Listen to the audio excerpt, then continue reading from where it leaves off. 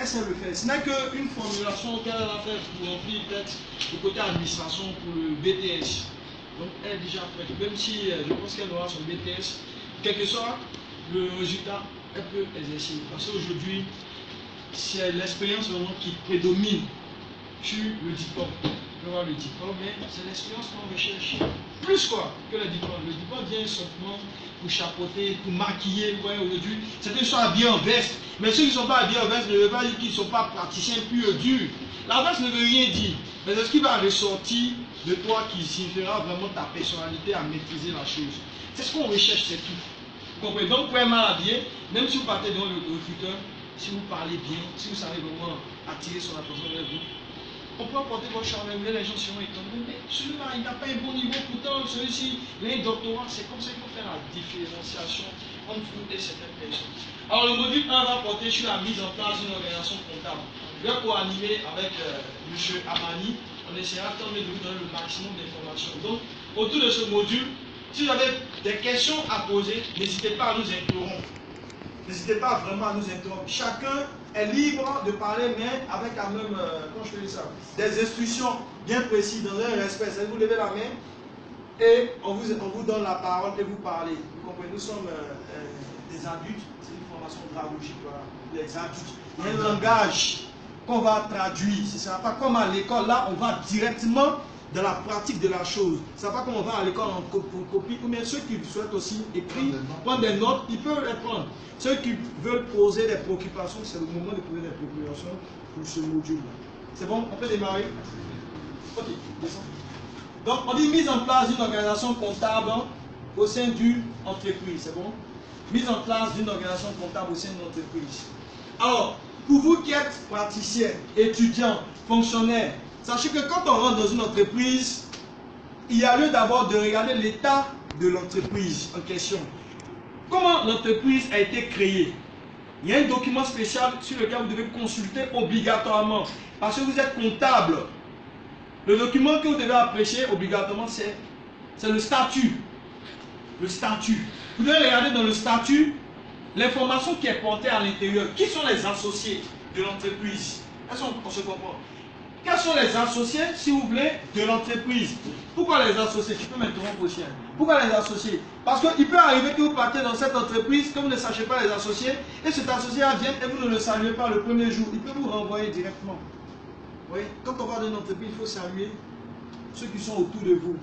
Elle, quand elle est arrivée en entreprise, il y avait par exemple madame qui venait me voir tous les matins déposer des courriers, et elle ne saluait pas madame. Et madame m'en a fait part. Celle-ci, je suis que c'est une stagiaire, elle travaille pour toi. Mais non, mais elle ne respecte pas.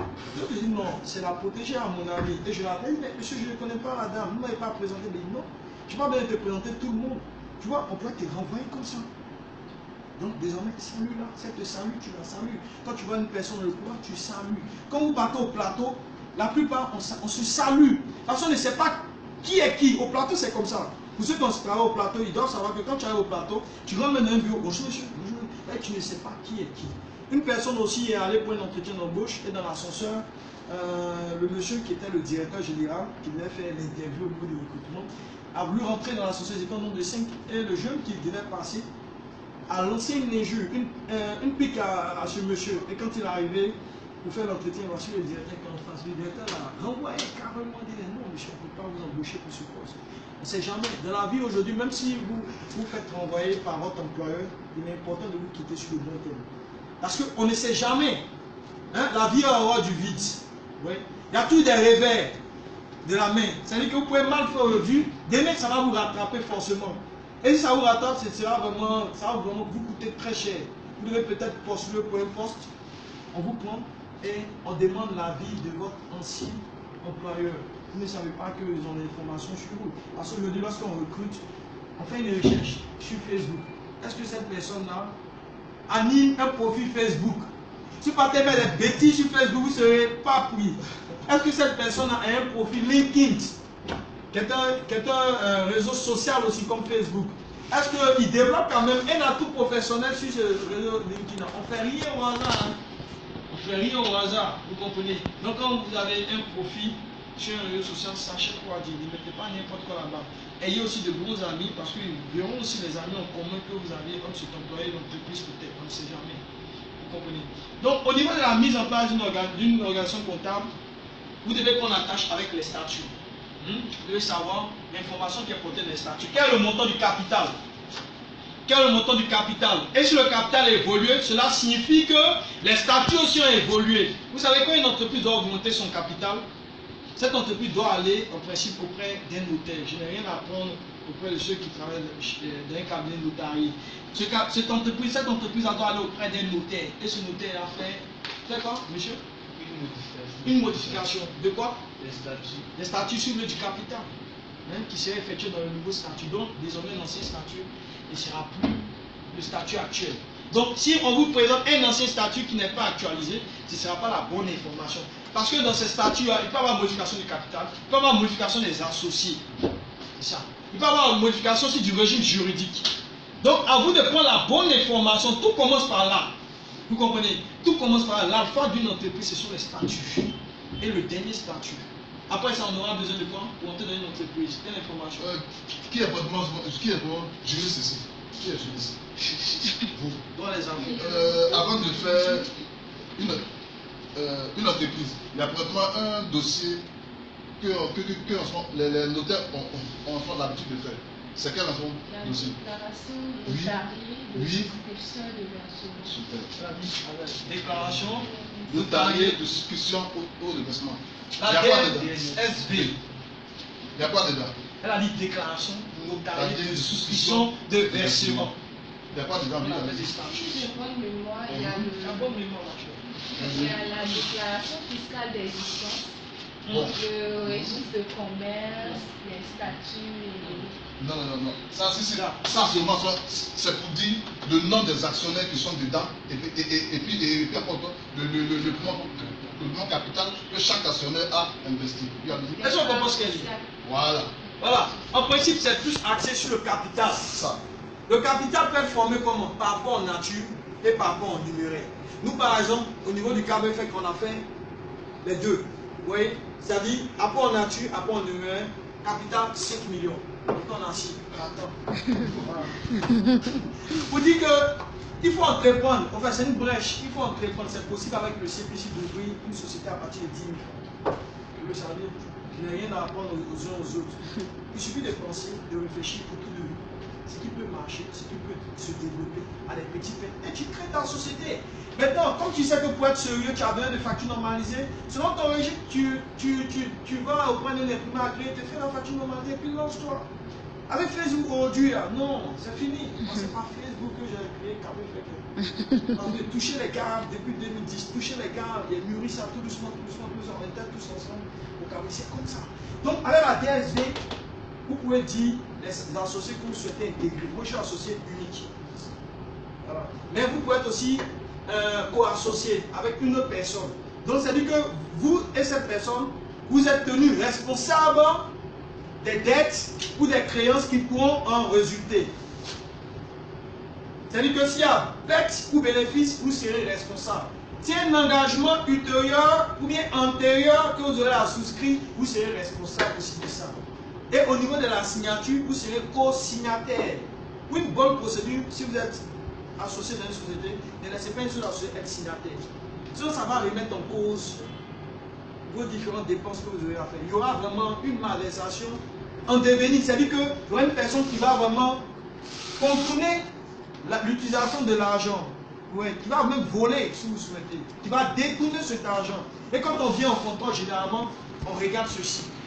On regarde, vous êtes associé, ok, est-ce que vous êtes signataire à deux parties? Vous n'êtes pas signataire à deux parties, il y a combien de choses? On prévient d'abord. Ok, ensuite, on a besoin de quel autre document? On a dit statut, DSV. Ensuite, quel autre document? Quand on rentre dans une société, je veux dire nouvellement. Ou bien même, ouais, mais nouvellement, ça peut être quelqu'un qui travaillait avant, comme un nouvel employé qui commence déjà son premier emploi. Vous lui donnez les statuts, la DSV, et puis quoi? La DFE, c'est ce qu'elle a dit. Et puis quoi? Le registre de commerce et crédit immobilier. Et puis quoi d'autre? Le compte contribuable. Le compte contribuable, je pense que c'est suffisant. Pour avoir le maximum d'informations, il faudrait demander ça. Une copie de la DSV, les statuts, la DFE, le registre de commerce et crédit immobilier, le compte contribuable. Pourquoi la DSV? Parce que lorsque vous allez vous approprier du fichier comptable, vous allez voir les différentes écritures qui ont été passées. Parce qu'il y a des écritures qui doivent être passées au départ, qui sont appelées écritures de constitution. Si cela n'a pas été passé correctement, c'est la DSV qui va vous permettre de contredire cela. Oui. Je vais ajouter quelque chose. Les employeurs n'aiment pas donner ce document-là. Ils n'aiment pas donner. Ils n'aiment pas donner. Oui. Donc ça veut dire que demandez-leur physiquement, hein, ils ne pas vous dire. Parce que cela, c'est le test organique. On va savoir qui est actionnaire. Il y a des gens qui n'aiment pas être vus. Donc ça veut dire que c'est très difficile que l'employeur vous donne ce document. Oui, il a dit test organique. En fait, c'est les thèmes techniques qu'il faut utiliser. Quand on parle de test organique, il s'agit de ça. Il s'agit des statuts, règlements intérieurs. Comme aussi avec le CISCO à réviser, on ne parlera plus d'entreprise. On parlera désormais de quoi? Qui c'est l'appellation des entreprises? Avec le CISCO à réviser. Qui c'est? Qui c'est l'appellation? Oui, vous dites? Personne morale. Non. Personne morale, c'est que c'est entreprise, mais on ne dit plus ça aussi. Qui? On dira quoi? Entité. Entité. Entité. Ce sont les termes techniques. On ne dit plus entreprise. C'est ça, entité. Oui, l'entité qui est la personne morale, c'est-à-dire l'entreprise. On dira entité désormais. Donc, ce sont les termes techniques. Ils vont vous parler de ça, entité, ou bien je ne sais pas quoi, et vous serez embrouillé. Non. En fait, c'est une nouvelle manière. S'ils disent marcher à gauche, on marche à gauche. C'est le droit des experts comptables qui décident. S'ils disent marcher à droite, on marche à droite. C'est comme ça. Oui. Il faudrait tout faire pour suivre la formation 6 quadras à réviser. Parce que beaucoup de choses ont changé. Trop de choses. Beaucoup de choses ont changé. Au niveau même du plan comptable, beaucoup de choses ont changé. Il y a une plaquette qui est vendue actuellement à 8 000 francs par un expert comptable tout tiers. Le modèle du tableau des états financiers, le plan comptable et quelques mémos pour l'utilisation des comptes. Si vous avez besoin de l'information, vous pouvez acquérir sur cette plaquette 6 quadras. Ce sera vraiment la meilleure. 8 000 francs, je pense que c'est bon. Vous pouvez lire ceci. Et puis tranquillement, on pourra vous transmettre aussi, pour ceux qui ne vont pas assister, pour ceux qui vont assister, tant mieux aussi, la loi qui a débouché sur le 6 quadras révisé. Tout est inscrit à l'intérieur, mais vous pouvez un modérateur pour bien vous orienter, pour bien vous expliquer. On peut vous donner la loi, c'est vraiment décortiqué, on va vous donner ça gratuitement. C'est vraiment décortiqué, ça vaut 1242 pages. Donc, ceux qui veulent vraiment évoluer, ils pourront avoir besoin de ça. De toute façon, on ne peut pas être comptable et puis ne pas aimer ceux pour lesquels on souhaite faire. C'est un comptable, vous devez mettre la main en pâte, savoir pourquoi on passe à l'écriture. Pourquoi nous sommes allés au 6 qu'on a révisé. Dans le 6 qu'on a révisé, voici les nouvelles écritures qui sont à passer. Tout change à partir du 1er janvier. C'est un processus. Tout change à partir du 1er janvier. Désormais, quand on veut employer un comptable, un financier ou un juriste, ce sera sur les normes du 6 qu'on a révisé. Si vous ne maîtrisez pas ça, même si vous n'avez pas besoin de votre CV, le premier jour, vous allez vraiment halluciner. Et vous allez venir dans les différents cabinets. Capel Jolie fait la formation 6 mois avec 1,5 million, 2 millions. Parce que c'est le Big Four parmi les cabinets. Donc, si vous avez un cabinet qui souhaite faire une formation 6 mois avec n'hésitez pas. Même si vous cotisez, allez-y. Allez-y parce que vous ne savez pas ce que 2018 vous réserve. Peut-être en 2018, obligatoire, mettez 6 mois à réviser. Ils vont vous cuisiner. Ils vont vous demander, bon, quelle est la norme au niveau du 6 mois à réviser qui dit cela, ceci, ceci, cela. Ça concerne tous les praticiens. Au Bénin, par exemple, ils ont formé tous les enseignements de l'enseignement technique, c'est-à-dire ceux qui font le bac G2, et puis l'enseignement supérieur, c'est-à-dire ceux qui font l'enseignement technique relatif à la comptabilité, droit, audit, fiscalité, bac plus 1, plus 2, plus 3, plus 4, jusqu'à bac plus 6, plus 7, jusqu'au diplôme de l'expertise comptabilité. Ouais. Donc ça concerne tout le monde, on les a formés gratuitement. Mais dans les autres pays de la sous-région, c'est terrible. Ils ne le font pas. Alors que c'est le ministère qui doit s'approprier. Au Bénin, le ministère s'est approprié et a formé au moins 1000 enseignants et 1000 étudiants gratuitement. En principe, en Côte d'Ivoire, c'est ce qui devait se passer à travers le ministère de l'enseignement. Je ne sais pas si cette année, ce sera introduit dans le programme. En principe, ça peut être introduit dans le programme de BTS. Pour ceux qui font le BTS. Ils ne doivent plus utiliser les normes du 6 quadra. Non, c'est les nouvelles réglementations, les nouvelles normes d'écriture qui doivent être utilisées. Et le nouvel modèle d'état financier qui doit être utilisé. L'état financier, c'est le bilan compte de résultats et état annexé. L'état financier de 2017, par exemple, ce sera sous le modèle du 6 quadra. Mais celui de 1er janvier 2018 au 31 décembre 2018, il sera sur le modèle du 6 quadra révisé. Appelé PCGO. Ouais, le PCGO. Plan comptable général OADA. Je vous le dis. Hein. Ok. Donc, on aura besoin aussi du plan comptable. On va dire plan PCGO. Voilà. puisque déjà en janvier 2018, on ne parlera plus du... Quelqu'un a un plan comptable? Sur lui? Un plan comptable sur lui, personne. Et puis, vous êtes des financiers, hein, les gars. Vous êtes des financiers. Ok, quelqu'un? Non, ouais, comment on appelle ça? Non. Donc, défiant comptable, bon, je suis d'accord. Avec quelle appellation? Oui. Le 6 quoi? Le 6 quoi? Mais c'est pas un plan comptable. Est-ce que vous savez ça? C'est pas encore comme appellation? 6 quoi? 6 quoi? Quand on dit 6 quoi, vous savez ce que ça signifie? Système comptable ouest-africain. Ça ne veut rien dire. Ils ont mis quoi? Plan des comptes OHADA. Voilà, je préfère ce thème-là. C'est pas plan comptable. C'est plan des comptes OHADA. Parce que l'OHADA a été ratifié par 17 membres. Il y a des pays qui ne sont pas membres, mais qui souhaitent être membres, comme le Maroc, comme le Comore, comme les Comores, merci, comme d'autres pays aussi, qui souhaitent intégrer l'OHADA. Parce que dans l'OHADA, il y a l'unicité en termes de droit des affaires. Il y a l'unicité en termes de la comptabilité. C'est le même principe. Quand on parle de l'Afrique de l'Ouest à l'Afrique centrale, où certains pays aussi sont membres de l'OHADA. J'ai eu la chance de tenir quand même la comptabilité de 2-3 pays de l'Afrique centrale et c'est les mêmes choses. C'est les mêmes techniques. Ça veut dire que si vous êtes dans l'OHADA, vous pouvez travailler partout. Dans l'Afrique de l'Ouest et dans l'Afrique centrale. Et c'est beaucoup plus calqué sur le plan comptable général que le plan comptable français. Oui. Mais avec le PCGO, tout ça change. Et son appellation aussi, même si on a un nouveau plan comptable OHADA révisé, hein, ce ne sera pas plan comptable, on va appeler ça référentiel comptable. C'est un référentiel comptable et non un plan comptable. Le plan comptable, c'est ce qui est interne à l'entreprise. Comme partenaire d'entreprise, voilà, est-ce que je peux avoir votre plan comptable, madame Colo, pour le compte de votre entreprise? Même si je ne dis pas pour le compte de votre entreprise, vous devez faire les présentations. Vous devez aller dans votre logiciel et imprimer le plan comptable que vous utilisez à l'interne de votre logiciel. C'est ça le plan comptable. Celui-ci, c'est le référentiel comptable. Et on se sert du référentiel comptable pour mettre en place le plan comptable interne de l'entreprise. C'est-à-dire quand on regarde les domaines d'activité de l'entreprise, on essaie de voir les différents comptes qui peuvent être prévus dans le plan comptable interne de l'entreprise. Et c'est ceux-là qu'on met en place. On a eu à faire des missions où il fallait mettre en place, élaborer, si vous voulez, le plan comptable de la structure. Certains ont vu que c'était de l'amusement. Non, ce n'est pas de l'amusement. C'est plus que de l'art. Parce que tout part de là aussi. Si vous avez un mauvais plan comptable, c'est sûr que vous allez passer les écritures avec de mauvais comptes. C'est clair. Vous allez passer aux écritures avec de mauvais comptes. Le plan comptable est un peu comme la boussole de l'entreprise. C'est-à-dire que c'est avec cette boussole-là que vous vous orientez. Si c'est mal orienté, cela signifie que vous aurez de mauvaises écritures à passer.